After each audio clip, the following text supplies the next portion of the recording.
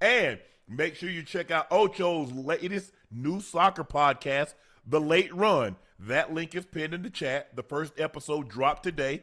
Ocho, tell the people what they can expect from your new endeavor. Well, obviously, most of you in the chat, you can tell how much I love the beautiful game. So I thought about starting my own production company, and obviously I started off with Ocho Cinco Productions. And what's the one thing that I'm passionate about and I'm enthusiastic about that I can talk to from top to bottom, whether it's the 80s and 90s or current or the current game in itself? And obviously, it's soccer. Soccer's becoming growing much bigger here in the States. And obviously I have something that's somewhat bridging the gap. One of the few people that played American football that loves the beautiful game in itself. So why not start a show about that passion I do have for the game? So I created The Late Run with a good friend of mine by the name of Raheem. He loves soccer as well. He's of Jamaican. He's from Jamaica, of Jamaican descent. So we're having a great run. Our first episode dropped today with Bert Kaiser. Am I saying the comedian's name? Kreischer. His name right? Kreischer. Yeah. Hey, Kreischer. Yeah. So there's some really good episodes we have with some former players, Rio Ferdinand, and we have us regular folks, and trying to get them involved in why they should love the beautiful game in itself, especially with World Cup coming here to the States in about 3 more months. So do me a favor, like and subscribe, to The Late Run. Yep. That's a first episode dropped today, so make sure you check out Ocho's latest adventure. The Suns beat the Lakers 113-110. The Lakers led with 5:25 left in the third quarter by 12 points, 70-58. The Lakers tried to mount a comeback. They fell behind by as many as 10, 12, maybe in the fourth quarter, but they was able to claw their way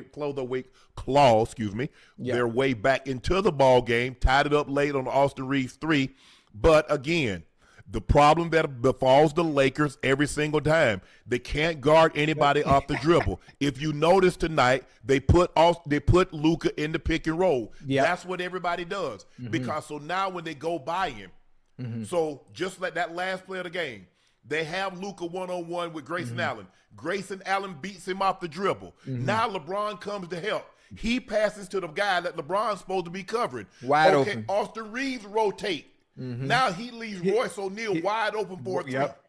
And boom, there you go. And that was the reoccurring theme all night long. They get broken down off the dribble. And once you get broken down, now you're in a scramble for the remaining of the possession. And even if they force a missed shot because you're scrambling, they get the long rebound. That is, until look, the Lakers and the Lakers are not going anywhere.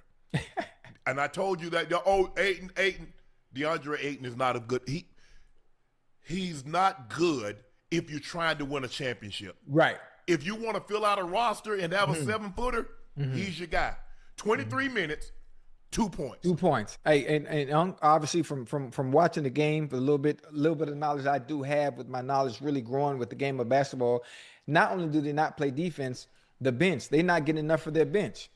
If you're not getting, they got, what did they get tonight? They got 25 points tonight. But you look at Grayson Allen, he outscored the bench by himself. Yeah, he got 28.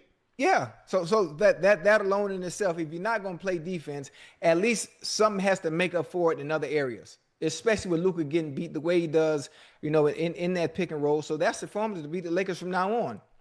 Keep the game close if you can. If not, run away with it. But obviously, the game is all about swings and momentums. But every single time, because they lack defense and they don't have depth on the bench, this is going to happen to them damn near every game. It happens every game. Austin Reeves, Luka get broken down off the dribble.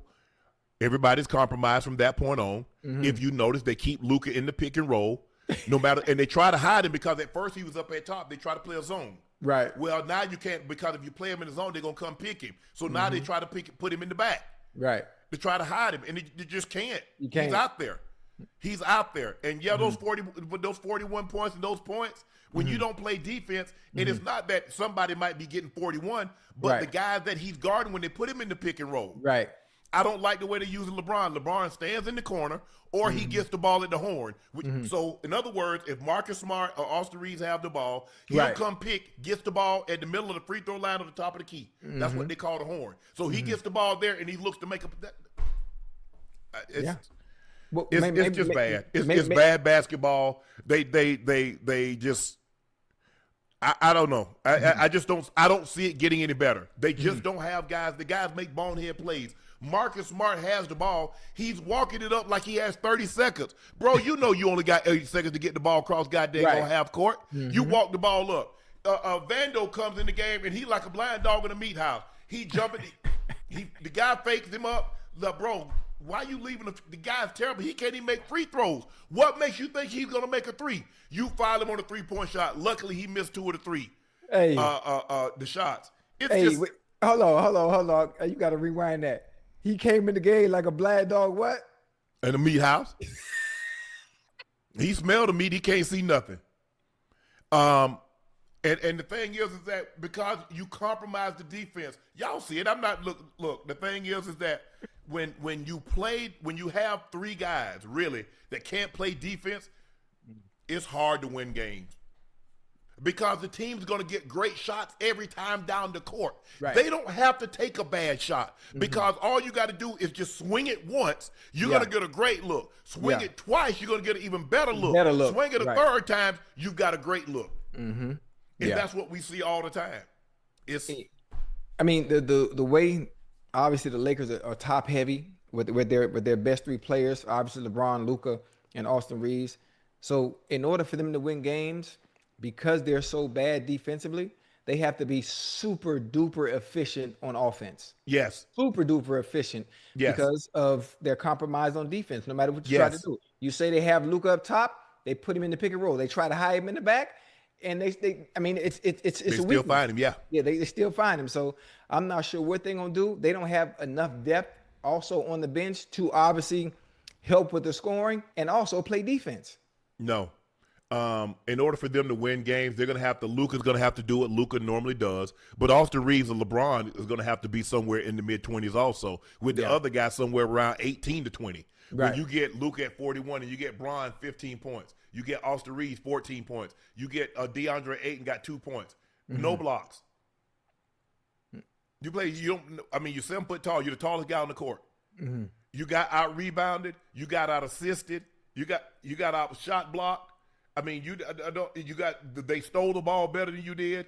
It's just they're bad. They're bad basketball team. Now I know everybody's saying, well, LeBron needs to leave, but if you think LeBron leaving, and they load up on the backcourt with Austin Reeves and Luka Doncic, if you think the Lakers are a championship contending team, they're not a championship contending team. Don't get me wrong.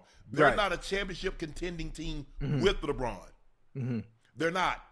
They're not going to be a championship contending team without LeBron. I have a question. I mean, and whose bright idea is it to say LeBron leaves, and that fixes the issue that they have? Well, the thing is, Ocho, is that Austin Reeves is going to be a free agent, and so you're going to have to max him out.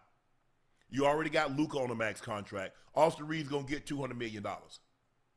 Is it going to be there? Is it going to be with the Lakers? Obviously, I don't think they let him go. I don't think you can. Now you got Luka. I mean, you got Luka, but a lot of times Luka numbers doesn't correlate to winning. When a guy has 41, 8 and 8, you're like, damn. He only had 3 turnovers, which is I mean, he leads the league in turnovers. But he had a couple of steals, but he just can't play defense, Ocho. He just can't. He's never going to be able to play. Tonight was a little better as far as arguing with the refs, because every time he's arguing with the refs, he's doing this, he's looking for a call, he's running calls, and but that's who he is. So we might as well move on past that. Say, Luka, stop arguing. It's not going to happen. Right. It's not. And he said, well, I need to stop arguing with the officials. You can't. That's who you are. That's your makeup. That's him. Right. Huh? Oh, okay.